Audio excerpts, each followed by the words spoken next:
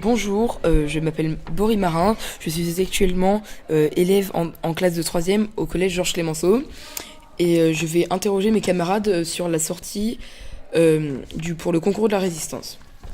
Donc, quand a eu lieu la sortie que vous... Voilà. Cette sortie a eu lieu le 6 mars 2018. C'était un mardi. Où êtes-vous allé ? On est allé à Saint-Pardoux, à Clairgou et à Marcillac.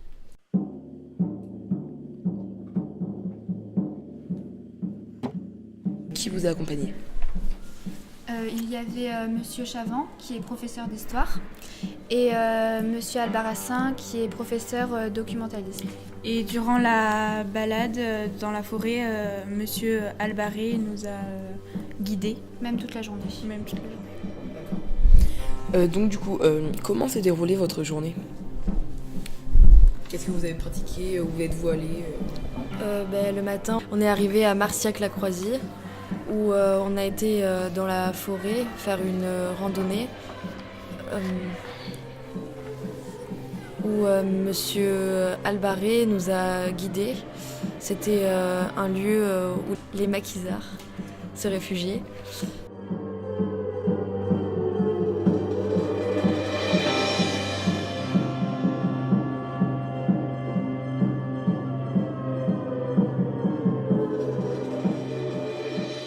Nous avons découvert là où étaient les résistants, là où Maquisards. vivaient les maquisards. J'ai vu une petite maison là où ils faisaient cuire des châtaignes. Ah oui. Et il y avait eu un des résistants qui était allé là-bas pour se réfugier parce qu'il... Oui, voilà. Il s'est blessé. Oui. Pendant plusieurs jours, il est resté là-bas et après, il y a eu des habitants qui sont venus lui apporter à manger. Et voilà. Et voir où les maquisards se planquaient, c'était assez marquant parce que voir les conditions de vie qu'ils pouvaient avoir, c'était bien.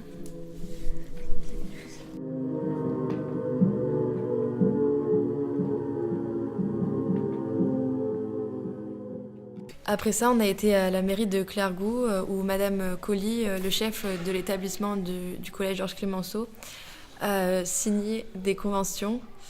Je voudrais d'abord remercier messieurs les maires, effectivement, des communes de Saint-Pardoux et de Clairgou, et de Saint-Pardoux-la-Croisie. Je vais finir par y arriver.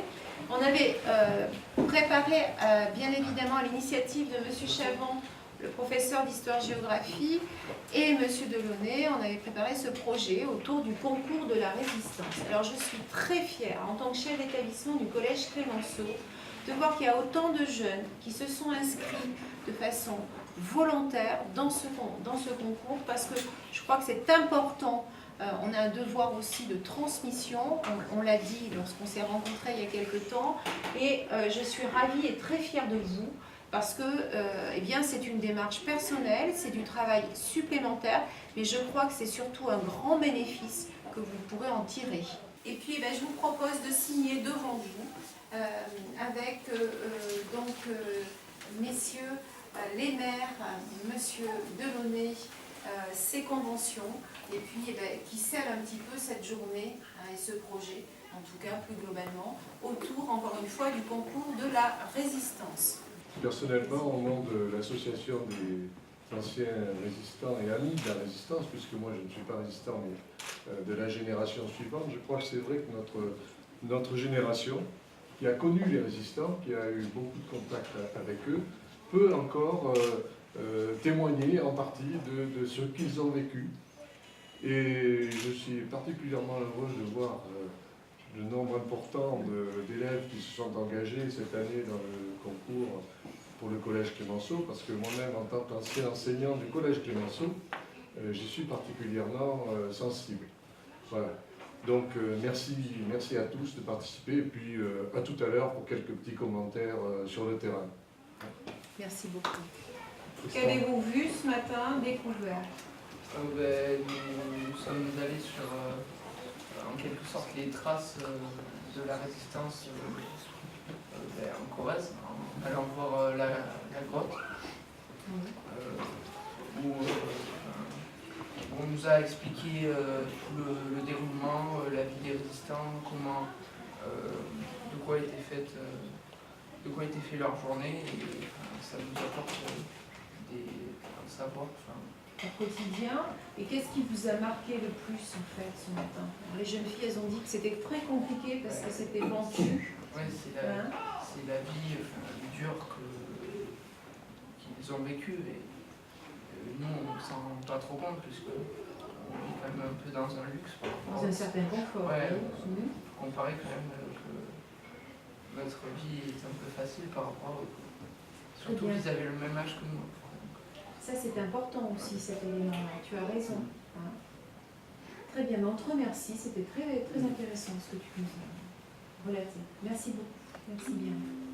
On peut t'applaudir. Après, on a été manger à Saint-Pardoux. Puis, il y a Madame Odette Valade qui est venue et qui a témoigné de son histoire. Quand Madame Valade a parlé, nous avons été un peu touchés oui, par son histoire, par tout ce qu'elle a vécu, aussi à l'âge où elle l'a vécu. Moi, dans la résistance, j'étais très jeune. Hein. Ah ben, je me rappelle quand même du début de la guerre. Moi, mon frère est parti à la guerre et il a été prisonnier. Il a été arrêté à Lunéville, mon frère. Et il est venu... Quand il y a eu une histoire de relève, quand ceux qui étaient appelés à aller en Allemagne partaient, il est revenu en tant que soutien de famille. Nous étions 8 de famille. Vous savez, nous n'avions pas une chambre pour chaque personne. Hein. Et il n'y avait pas de chauffage. Donc je gardais les vaches et j'ai vu un camp de gens là de maquis qui a été arrêté un matin en gardant les vaches. Et ben, ça n'a pas été du gâteau non plus. Et heureusement qu'il y avait du brouillard ce matin-là et que les Allemands ne sont pas arrivés jusqu'à nous. Parce que le fils je peux les nommer, il s'appelait Pocard. Le père a été déporté et un des fils qui était de mon âge également ne sont pas revenus. Et l'autre fils, après, est venu avec nous, s'est sauvé de chez lui pour venir avec nous. C'est-à-dire qu'on était 2 à garder et les vaches et les moutons, et une de mes sœurs est venue nous rejoindre, un peu plus âgée, quand elle a entendu que les Allemands tiraient de partout. C'est des mauvais souvenirs. J'espère qu'on ne reverra jamais ça. On n'a pas eu une jeunesse agréable, pas du tout. Hein. On faisait des balles clandestins. Les gendarmes sont venus nous arrêter. Alors donc... C'est-à-dire les balles et les sorties étaient interdites. Voilà. Et on avait le couvre-feu à partir de telle heure, 6 heures du soir, il fallait tout éteindre et tout fermer. Pas de lumière allumée. C'est important à noter. Hein. Aller danser, c'est risquer sa vie. Sortir après 18 heures, c'est risquer sa vie. J'ai connu ça. Il a fallu camoufler l'accordéon et le violon. Il y avait un accordéon et un violon. Et ben, il a fallu le camoufler sous un édredon parce que c'était dans des chambres et c'était pas des salles de bal. Hein. Ça peut paraître bizarre, mais c'est comme ça. Et c'était bien fait en cachette. Et est-ce qu'ils ont été dénoncés? Mon mari faisait déjà partie de la team quand la guerre s'est déclenchée. Donc il a terminé son active, il est rentré quand la guerre a été... C'est terminé en 40, si on peut dire, puisque la guerre n'était pas terminée. Et comme il travaillait dans une usine, il a été appelé au travail obligatoire en Allemagne, ce qu'il appelle le STO. Et il aurait dû partir au mois de février en 43. Et comme il n'avait pas envie d'aller travailler pour les Allemands, il a pris les bois, conseillé par quelques personnes qui n'étaient pas pour les Allemands. Il a vécu un certain moment dans un pâturage, dans une cabane. Après, le camp des maquis s'est formé. Et donc, ils ont atterri ici, à Théier. Les gens arrivaient de partout, donc ils ont été très nombreux, il a fallu qu'ils se séparent.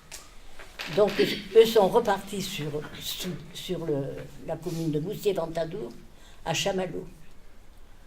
Et il a été arrêté le 15 août en 1943, dénoncé par un chantier de jeunesse qui était à la Plot. Et donc, ils ont été arrêtés par les GMR. Les GMR, c'est la police de Darnand. Vichy. Alors là, ils ont commencé à faire la prison de Tulle. Après la prison de Limoges, ils ont été jugés à Limoges d'ailleurs. Et alors, après, ils ont atterri donc à Compiègne. Et de Compiègne, ils ont pris le train pour Dachau. Là, ça a été l'horreur. Ils n'avaient rien à boire, rien à manger. Ils ont passé... ça a été quelque chose d'épouvantable. Affreux. D'ailleurs, il en est mort, je ne sais pas combien. Et le train qui suivait, qui a été après le leur, il y en a eu encore davantage. Et après, ils sont arrivés en Allemagne, Dachau. Et puis, Dachau, je pense que c'est ce qui les a sauvés quand même. Ils ont été détachés à Allac. Il y a eu Landsberg et Allac. Et à Allac, ils arrivaient à sortir. Ils n'étaient pas enfermés dans un camp, si vous voulez. Et il y avait un terrain d'aviation qui était bombardé. Et il fallait qu'ils aillent enlever les bombes, les machins, je ne sais pas moi comment ça s'appelle. Voilà. Et alors, c'est ce qui leur a permis de trouver à manger des pissenlits, des trognons de choux, du blé. Donc, ils mangeaient ce qu'ils trouvaient. Mais enfin, ils sont restés quand même pas mal à Dachau. Et à Dachau, ce qu'il avait trouvé de très dur, c'est quand on mettait les gens qui n'étaient pas encore morts dans les fosses et quand on les recouvrait de chaux vive, les hurlements qu'il y avait. Mais je peux vous dire qu'il a bien été, je ne sais pas combien de temps, sans nous en parler. Et en étant à Dachau, il a vu une femme française qui avait eu un bébé, et les Allemands ont jeté le bébé en l'air, devant ses yeux, et l'ont tué au mousqueton. Alors des horreurs comme ça, je pense qu'il ne faut plus en voir.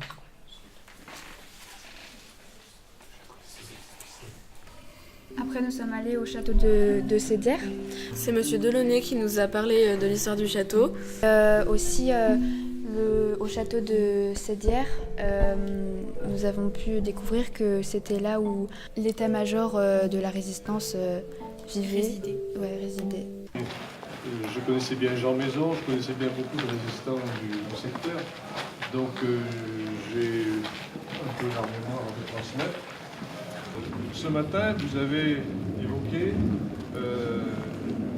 un des premiers maquis, celui du Nid de l'Aigle, qui était le maquis des gorges de la Dordogne, que les résistants avaient appelé Léopold Réchaussière. C'était quelqu'un qui était originaire de la commune ici de Montchastan. Bon, il était syndicaliste, il était militant communiste et il a été fusillé, la date exacte, le 7 mars 1942. Ils ont choisi de donner un nom d'un jeune communiste exécuté par les Allemands ou exécuté par les forces de Vichy à leur camp. On a en gros deux piliers, on peut dire, de la résistance en Corrèze qui se met en place à quelques mois, quelques semaines près, au printemps de 1943, les FDP et l'armée secrète. Et d'Aquisard, il y en avait plusieurs catégories.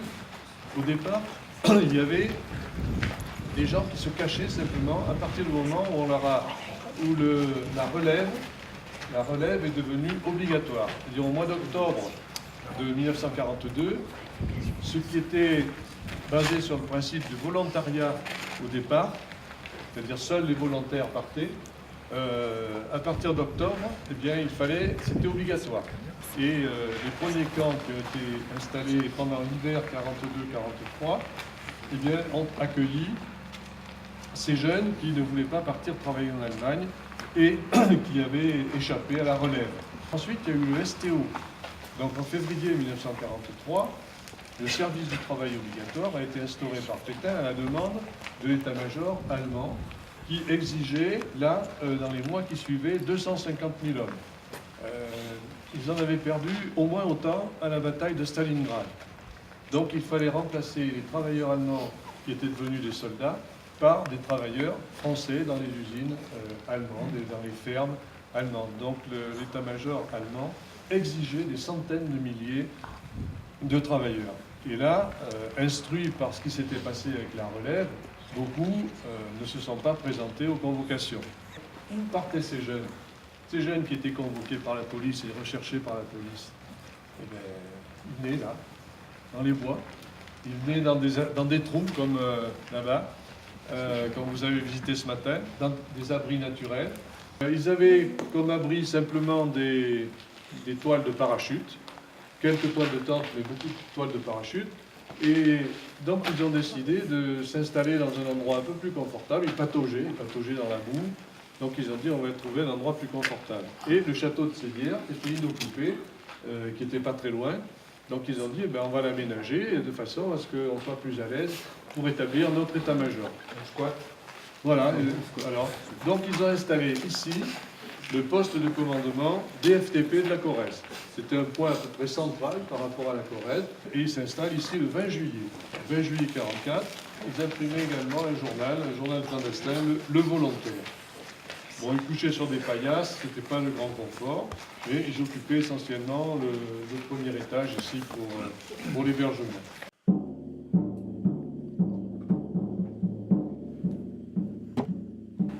Les forces françaises de l'intérieur sont l'union des francs-tireurs et partisans et de l'armée secrète.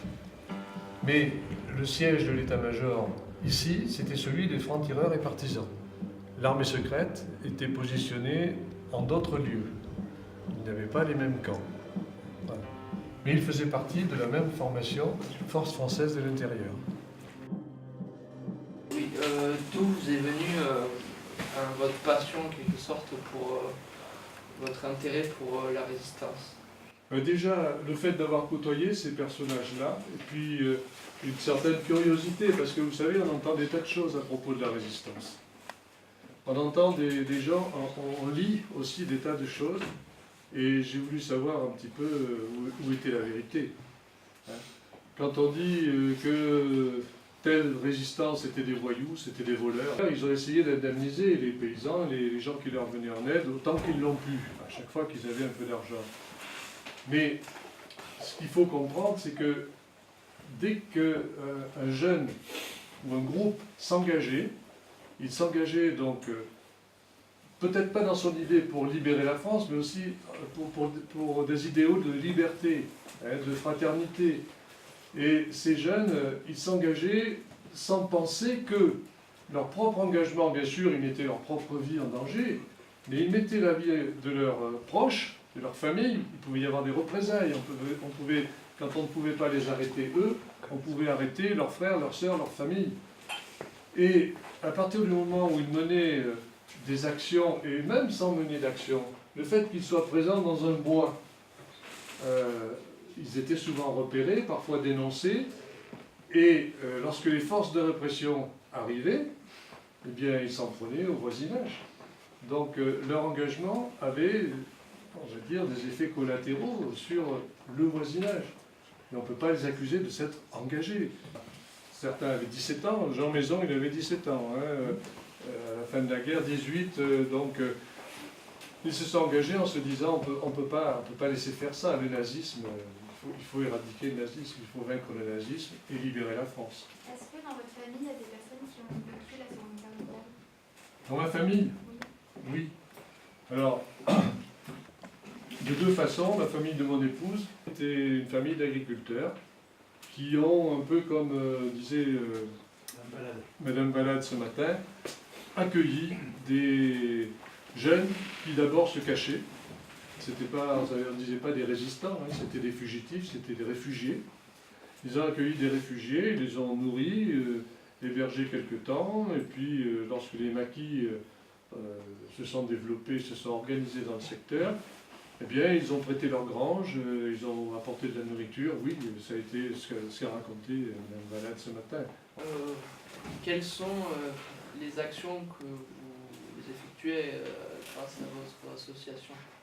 Alors notre association, eh bien, déjà, ce qui est fondamental pour nous, c'est de produire une documentation. Et ça a été la première édition de l'association. Faire connaître au public ce qui s'était passé en Corrèze, à tel ou tel endroit, dans telle ou telle commune. Donc voilà, on s'est mis à faire publier par l'association un certain nombre de témoignages qui ne seraient pas sortis, qu'on n'aurait pas, si l'association n'avait pas existé. Et puis évidemment, il y a la défense, un de nos premiers rôles, c'est la défense de la mémoire de la résistance et de l'honneur des résistants, parce que je vous l'ai dit tout à l'heure, il y en a certains qui salissent la mémoire de la résistance, et nous, il faut qu'on s'y oppose, parce que c'est tout à leur honneur de s'être engagés comme ça pour essayer de libérer le pays et pour rétablir la démocratie. Donc ça, c'est notre principal but.